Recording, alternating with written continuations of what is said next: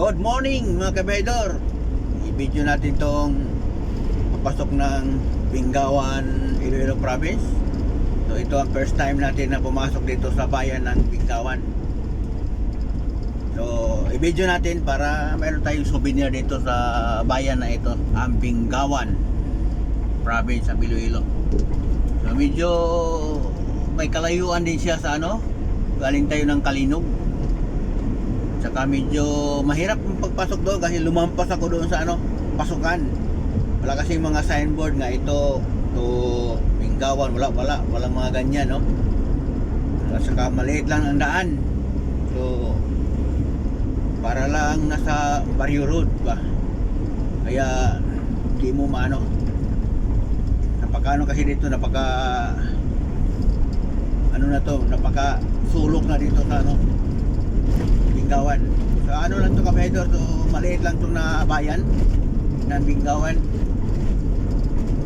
So binibideo natin to para mayroon na tayong souvenir dito sa first time natin pagpasok ng Bingawan sa probinsya ng Iloilo.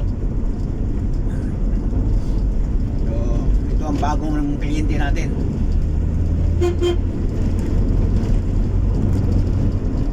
So napakalamig ng hangin dito. Talaga naman, siyempre nasa gitna tayo ng mga kabundukan, mga kahoyan. So mga produkto nila dito, may mga tubo.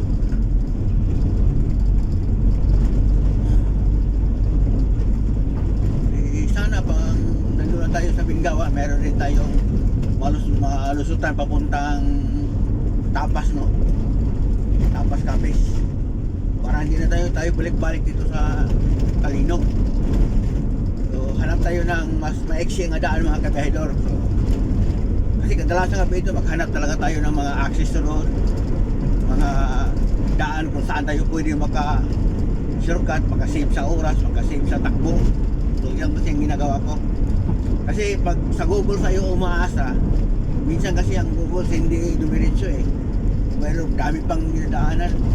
So kaya mas maganda talaga yung tayo mismo ang magtanong-tanong sa mga tao kung saan ba yung mas komportable tayo dumaan, mas mabilis. So ito, nandaanan ko. So wala pa akong idea nito, no.